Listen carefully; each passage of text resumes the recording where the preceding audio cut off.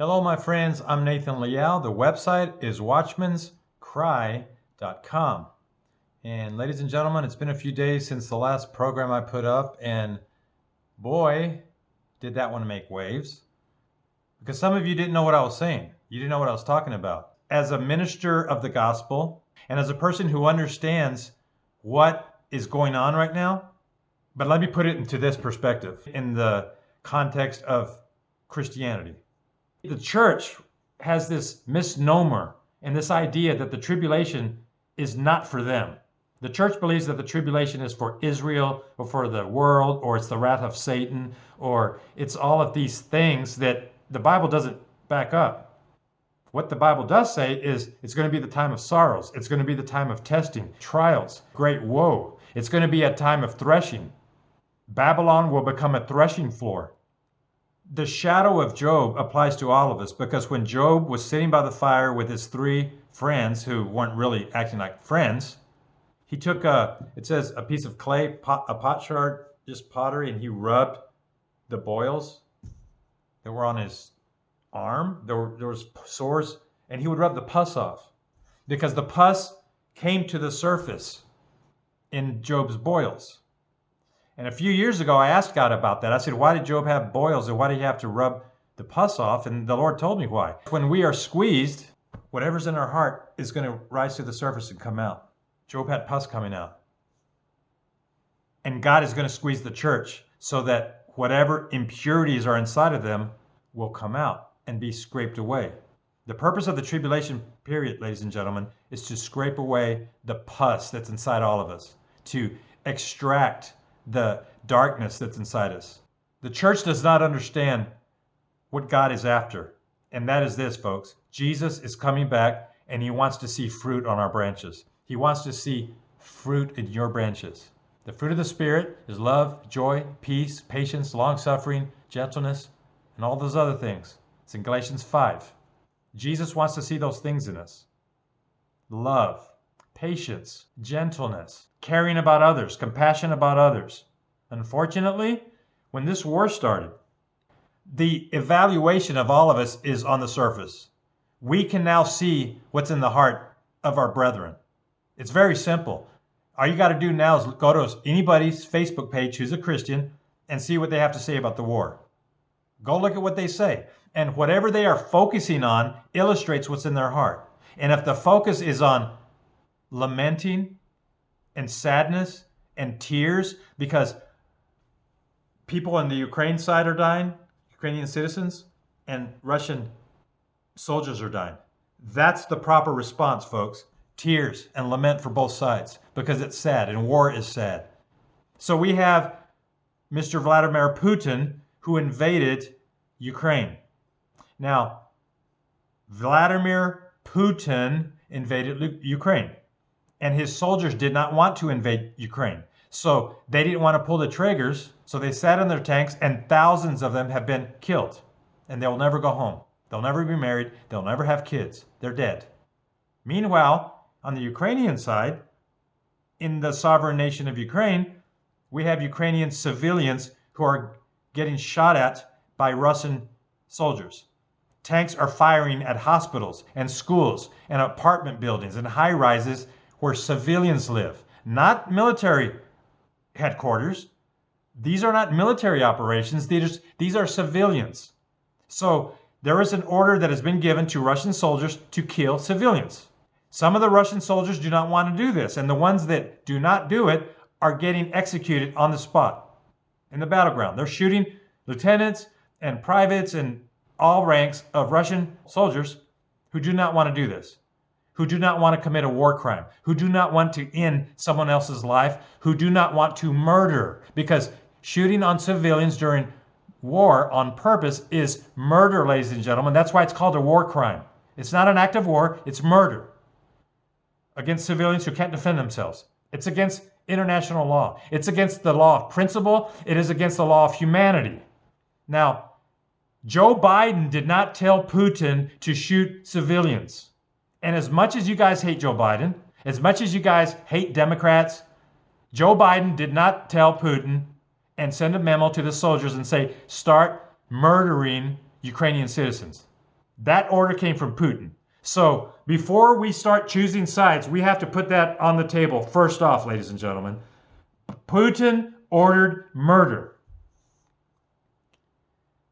And there's people on Facebook that are bothered by it. They're grieved by it. But most Christians on Facebook right now are afraid to say it. You know why? Because the other Christians who hate Joe Biden and say this war was Joe Biden's fault and forced Putin to do this and do not understand that Putin is saving humanity because he's trying to find the biolabs, so he's going to save all of us. Therefore, he gets a free pass to murder civilians in the hospital because he's looking for biolabs. Now, if the biolab's somewhere out here, but they're shelling Kharkiv or Mariupol or Kiev or Lviv of their civilian buildings, that is not looking for biolabs, folks. But there are some of you who are arguing that Hunter Biden's caused this war and Putin is in there to fix the problem from Hunter Biden. So the red herring that was purposely placed in front of all of us and dangled like a carrot has been grabbed by a lot of truthers, far right, right-wing conservative Christians who love conspiracy theories.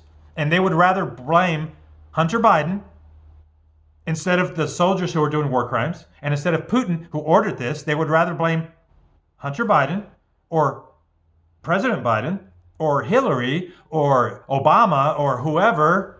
It sounds good politically. And so on your Facebook page, those of you that are doing this, on your Facebook page, that's what you're saying.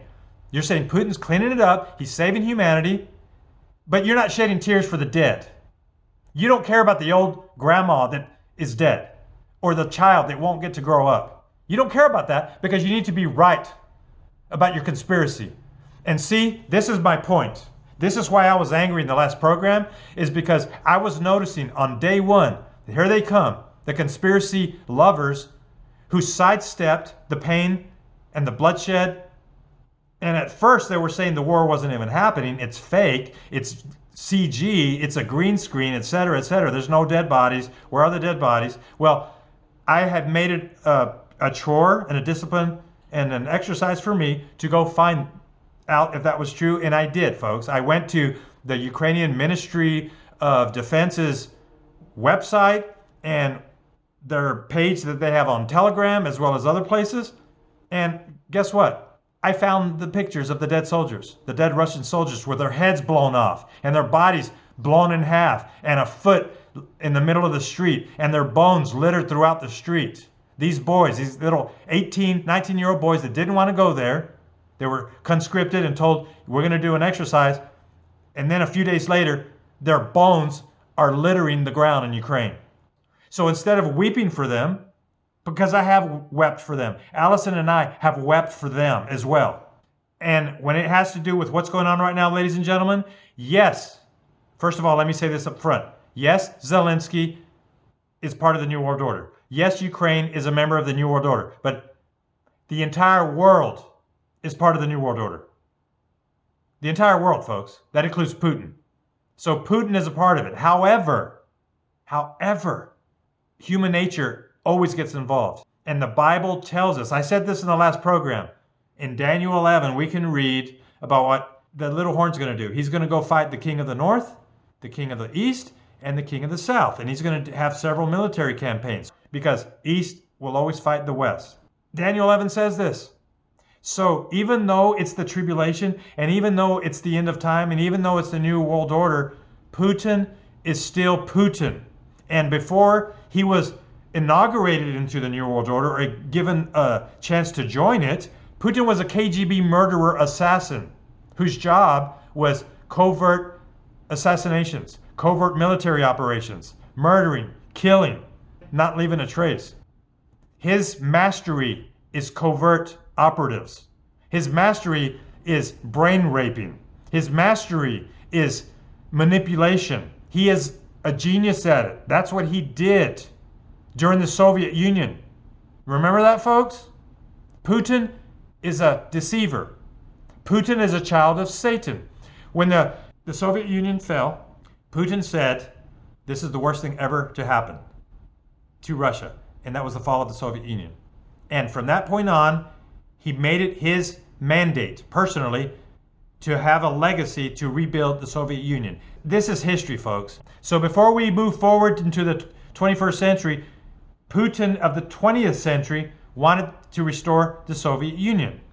So when the wall came down, we had Gorbachev and then Boris Yeltsin. Boris Yeltsin then gave the baton to Putin. When Boris Yeltsin was the president, the first president of the Russian Federation, he started trying to regain some of the satellites, and he went for Chechnya first. But they didn't fare so well. 5,000 Russians died. That was in 1994. Then Putin came along, and Putin came in there into Chechnya, and his policy was scorched earth. No mercy. He didn't care. So he went in there and he massacred a lot of people. And then he put his own puppet in there, a warlord, a gangster.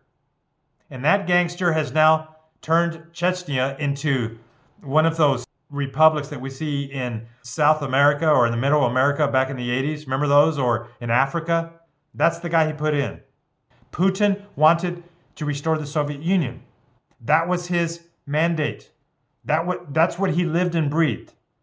Fast forward, then we get into the 2000s. Putin then went for Georgia.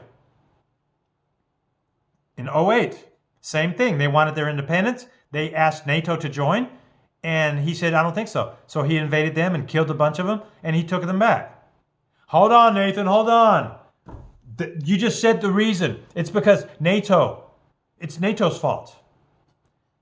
Some of you are saying that too. On your wall, you're saying NATO started this war. If NATO would have obeyed Premier Putin, then we wouldn't have this war. How many of you have relatives? How many of you have a mother? How many of you have a sister or a daughter who married a wife beater? When we see the stereotypical wife beater, abuser, how many of you feel sorry for the abuser when the wife leaves because she's afraid of dying?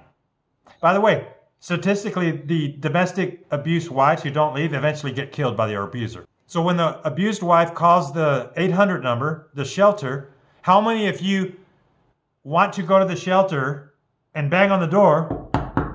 Hey, that's my sister in there, but Bubba back at home doesn't think that's fair that his wife left and he wants her to come home right now. So you need to send her home. She belongs to him. How many of you would say the abused wife who was beat by the husband needs to go back so she can get beat some more? How many of you would raise your hand and say that?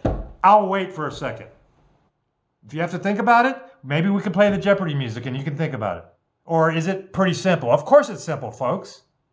Of course it is. You would say, no, the abused wife does not get to go back to Bubba because we know how he is. Well, guess what, folks? The Soviet Union was the abusive husband, and they abused the Warsaw states, the satellite states, the Baltic states, Estonia, Latvia, Lithuania, Poland, Romania, Hungary, the Czech Republic. They were beat and abused by the Soviets, the wife beater. So when the wall came down, the Warsaw abused wives left. And after they arrived in their freedom, they said, we're free. Thank God we're free. But a few years later, they start noticing that Russia is wanting to grab the old republics back, and they hear the rhetoric from Putin, that was the worst thing to happen. And then they also hear the rhetoric, don't give them membership in NATO. Hey, Vlad, why is that? I'll tell you why. Vlad wanted his abused ex-wives back so he could abuse them and beat on them some more. That's why, because he believes they're his property. So NATO is the abused wife shelter who said, hey, listen, Vlad, we're going to protect her now. You can't beat her anymore. And so to show we're going to protect her, they can join us. We're establishing our protection on them because what you did during your decades of an experiment proved to the world that you're a monster. And it proved to the world that you don't care about human life. And it proved to the world because every one of them have graves, mass graves. And they have stories, and they have the accounts, and they have the diaries and the records and the history about the Soviet Union. So they asked NATO, will you protect us? And NATO said, yes, we will. because we don't trust them either. We know he's going to try to pull something because he said he's going to. So NATO then allowed them protection.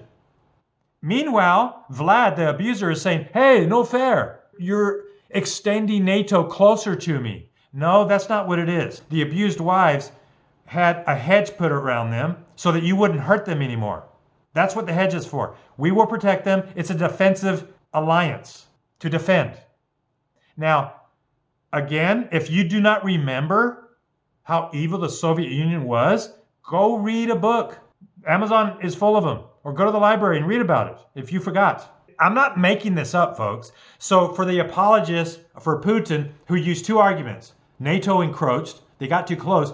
Wouldn't it bother you if missiles were placed on your doorstep? Well, if the abused wife left me and she moved into the duplex next door, but she bought a gun and I knew it and I whined about it, would you feel sorry for me? Would you go knock on her door? Hey, abused wife, abused ex-wife. You need to get rid of that gun because it's making your ex-abuser sad. It's making him feel a little uncomfortable. So get rid of it. Who in their right mind would say that? No one. So that's what we have right here. Because aside from the geopolitical maneuvering and the framework and the treaties and the paperwork and the signings and all of that, we're talking about humans. When we get down to it, we're talking about human beings. Side note, folks, did you know that all of the grandiose persona of Putin that was given to the West was done by his Ministry of Propaganda? The Russian troll factory is what they call it. By the way, if you're taking notes, write that down. Russian troll factory. Write it down and Google it. Look what will come up. It is the factory, employs a lot of trolls whose job is to post on social media and make fake websites that sound Western, that sound American, that give pro-Putin accolades or talk about Hillary and Hunter Biden and Obama and how they're the devil and all that. And I'm not saying they're innocent, folks. They're not. But neither are the red side of the aisle. No one is innocent. They all have blood on their hands. But Putin made sure that the Alex Jones listeners were reminded over and over and over about the scandals and the conspiracies of everything, the horrible things America was doing, so that people would then, when the war came, side with Putin. And lo and behold, here we go. The mind rape occurred. Trump sided with Putin. And the people who were Trump loyalists, who are loyal to Trump, then by default sided with Putin. And even right now, folks, I'm reading the comments. Nathan, you need to go back to school. Nathan, you need to study. Nathan, don't you know the Hegelian dialect? Nathan, why are you picking Ukraine's side? Don't you know that Putin, this is actually a post from a person. Don't you know Putin is saving humanity because he's getting rid of the biolabs? One of you actually typed those words. Why are you siding with Ukraine? Ladies and gentlemen, since the beginning of this war, I've made it my public position. I'm siding with humans. I'm siding with those who are living and breathing, those who live in Ukraine as well as the Russians, the people, ladies and gentlemen, and the soldiers of NATO that are going to eventually get involved in this, and they will perish as well. My heart goes out to souls, to people who may not get the chance to repent and find Jesus. That's where my heart is. So as far as me picking sides, I'm going to say that the kettle is black if the kettle is black. And in this case, it happens to be Vladimir Putin, the abusive husband, who is attacking Ukraine, the ex-wife, because he wants her back. Now, I just mentioned that in 2008, Putin invaded Georgia. And then in 2014, it was Crimea. Now here we go with Ukraine. Let's back up a moment. And I want to share something. We have been told that the reason Putin has done this, by the far right, by the Alex Jones people, by all the heroes of the internet that you like to listen to and buy their storage food and buy their preppy stuff and support them and pat them on the back and tell them how smart they are, you're listening to them tell you that, well, even though Putin might be invading, it's to get rid of the Nazis. And we covered that in the last program. The Nazis. Nathan, come on, there's Nazis in Ukraine. So Putin's doing a good thing. Right, Nathan? What's wrong with you? And in the last program, I argued the point that there are Nazis in Ukraine. The Azov battalion was involved in the Donbass region, just like we have a few million Nazis here in America. And in fact, they're all over the world, folks. They're everywhere. They're like roaches. They don't go away. So we had the Azov battalion in 2014 fight the separatists in the Donbass region.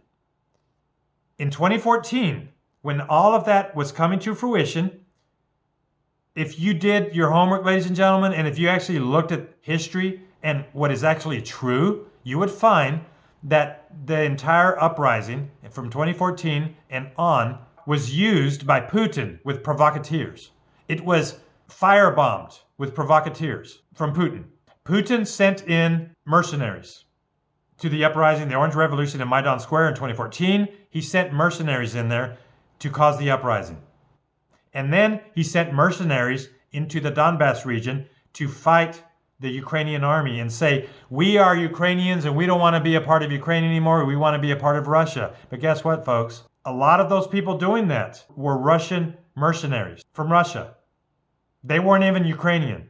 Putin sent them in there under a guise. And the people behind this, okay, I don't want to go too deep into all of this because I wanted to make this quick, but I want to give you the words, the key words for you to Google yourself, and you'll see what I'm talking about is true.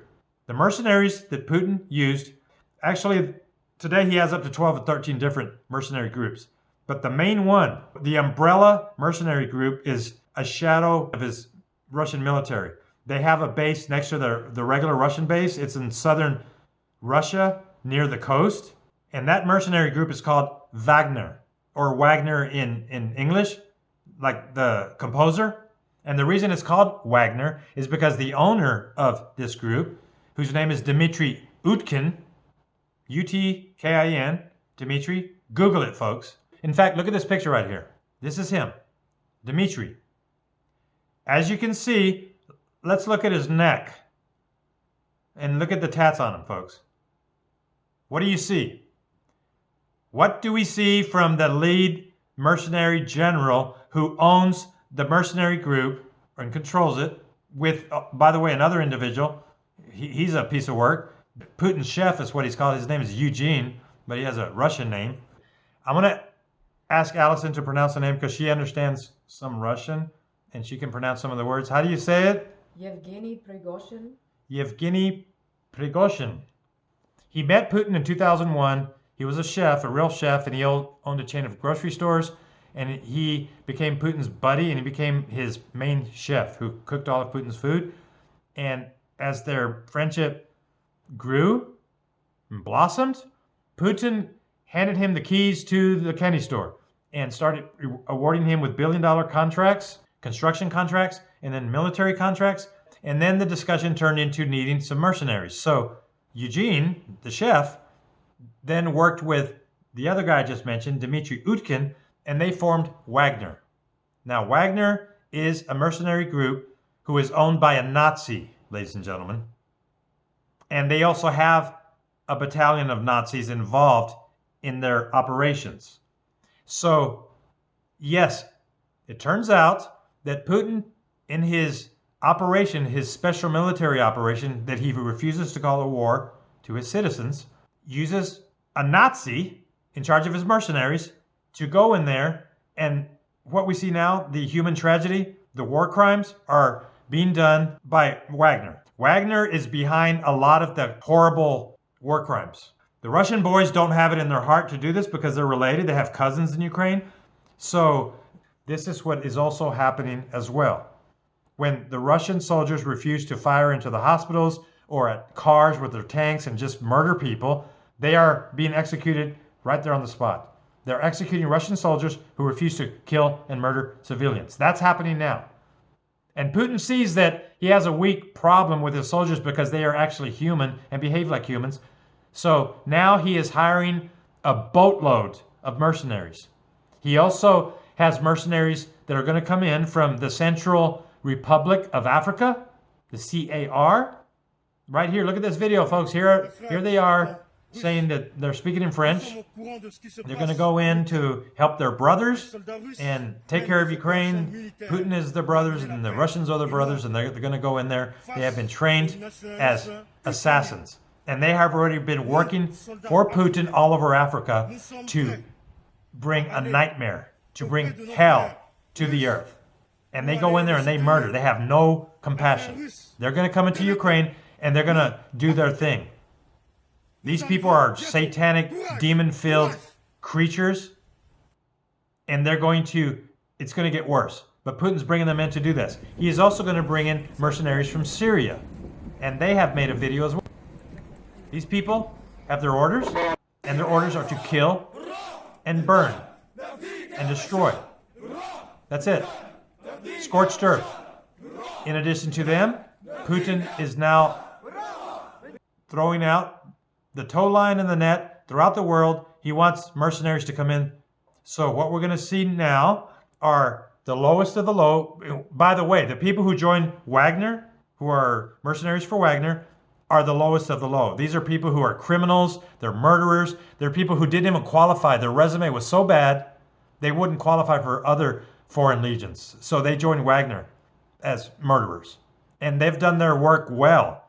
If murder is the goal, they do it well. They've gone into Syria and murdered families and assassinated politicians and mayors and citizens, civilians, whoever spoke negatively about the regime that they were hired by, they murdered.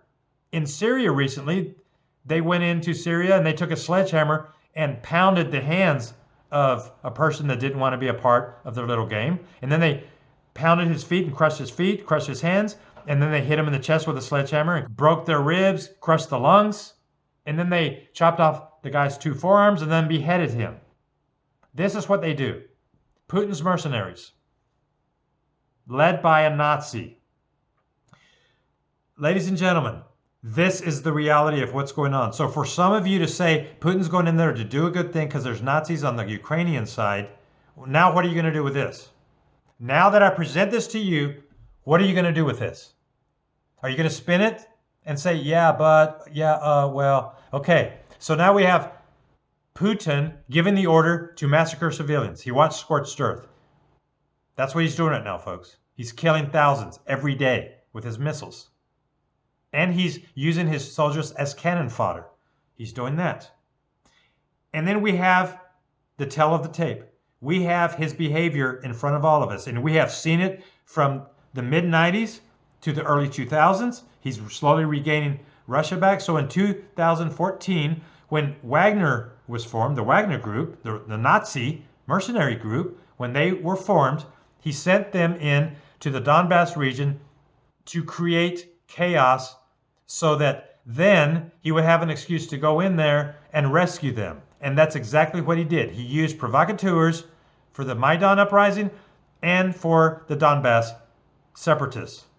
He did the same thing in Georgia, in Chechnya, republics in Africa where he's doing this, where they're taking over. By the way, the CAR, Central African Republic, he went in there and he placed a puppet leader in there, and he put the warlords in there and the mercenaries in there, and they've turned that country into a police state.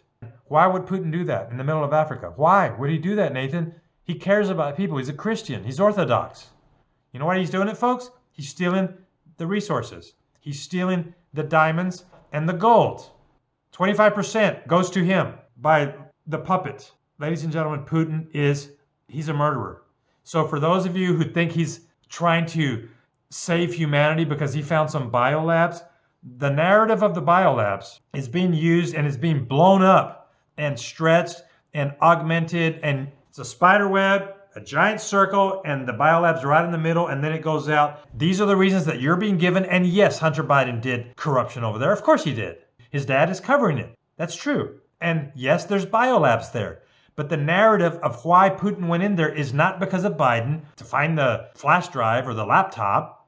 And it's not so that he can save humanity from the biolabs. That's not why, folks. Putin wants Soviet Russia back. And he wants the abused wives to come back. Right about now, you might be saying, why is the New World Order doing it? Why do they want this? They want this so the beast can rise. Ukraine is a cumbersome state because Putin is tugging after it. And the West, NATO, is tugging after it. Putin's reason makes sense. He needs a buffer to make it harder to be invaded. The West has a good reason because they're afraid that Putin's going to turn into the communist Soviet Union and use Ukraine as a launching pad for missiles. It's a cumbersome situation, folks, with no remedy. Well, if they turn Ukraine into a neutral state, that would work, wouldn't it, Nathan? It depends who you ask. Putin has said that it can be neutral as long as he gets Donbass and Crimea. You need to let us have it, which means there's going to be a base in Crimea and Donbass. And if Ukraine is neutral, that means NATO can't protect him. That means he can invade them anytime he wants, just like he did it just now, because he lied about his reasons. Which, by the way, folks, for those of you defending Putin, did you watch how he invaded? Were you paying attention? Because 2 months before he invaded, NATO was saying he's going to invade. They were warning he's going to invade because the satellites showed him getting ready to invade. The formations were there. From Crimea, from Donbass, from Belarus, from Russia. Now there's rumors that he has cancer. There's rumors that he doesn't have much time to live. So that's why he's trying to do this so quickly for his legacy. Unfortunately, it's not going too well for him. They have lost a lot of gear, and because of that, they are turning up the damage, and now the mercenaries are going to come in there from Syria, from the CAR, Wagner, and all the flunky misfits that they have, the Nazi misfits that they have. They're going to raise Ukraine. And while they're doing it, and while people are dying, I have this question. What is your heart going to be saying about this? When the Wagner Nazi mercenaries kill more people, and we start hearing about mass graves, and we start hearing about cities who are marching to the woods and mowed down by the Wagner mercenaries, or the CAR African mercenaries, or the Syrian mercenaries, or the ones from Persia, or the ones from China, or the ones from Venezuela, or wherever he gets them, what is the narrative that you're going to share then? What is going to be the things that you post on Facebook? What are the words that you're going to post? Are you going to sympathize for Putin for that? Are you going to say that, well, it's NATO's fault, that Putin's killing everybody, that his mercenaries that he's paying to murder are doing this? It's NATO's fault because they were too close to the wife beater. Is that what you're going to say? We are in the tribulation period. That first horse rode, the white horse has ridden. Most of you know this. The toxin and the remedy, the plague, the crown, it's out there. And then the war horse went out there and it's riding. And now the black horse is going to ride where food's going to get expensive, and they're already telling us it's going to happen. Your food's going to get very expensive. You need to prepare now. And if you're not prepared now, then I don't know what to tell you. And then the pale horse is going to follow. You know what that means, folks? Not just within the borders of Ukraine is sorrow going to visit. Sorrow is going to walk up and down the streets of every street on earth, including your street. And that pale horse will have a mission. And God tells us, it's in Jeremiah, it's in Revelation, those appointed for the sword will get the sword. Those appointed for captivity will get captivity. Those appointed for the plague will get the plague. Those appointed for whatever God appoints. That's what's going to happen to you. You will be appointed how God sees fit. But I want to warn you, and I want to challenge you. The mercy that you show right now, and the mercy that you are showing right now, will be the mercy that is determined for you. The outcome of you, and the outcome of your children. If you have no mercy for the children dying, and you have kids, woe unto you, my friend. If you have no mercy for the parents dying, and you have parents that you love, but you side with Putin, and you think he's doing a great thing, then woe unto you, my friend. We are told in the Bible over and over that Babylon is going to be a threshing floor. That's what it says, folks. The threshing floor is where the wheat was crushed by the mill and then thrown into the air so that the outer shell would be taken by the wind, and then the good kernel would come back down into the ground, and that's what was valued. The threshing floor in the end times, it's going to crush every one of us. We are going to, all of us, be baptized with fire. All of us. God is going to baptize us with salt and with fire. Every one of us have an appointment for the altar. The salt will season us, but so will the fire. These are the words of Jesus, folks. And the threshing floor is going to throw all of us in the air as our outer shell is crushed. Ladies and gentlemen, the tribulation is not about being right with politics. The tribulation period is about us growing some fruit on our branches so that when Jesus returns in a few years, he rewards us according to what he finds. And that should put the fear of God in you. Come into the fold, ladies and gentlemen. Come into the fold. I hope that you can find yourself numbered in that tiny remnant of those precious ones who love Jesus. I'm Nathan Leal. This is Watchman's Cry. God bless.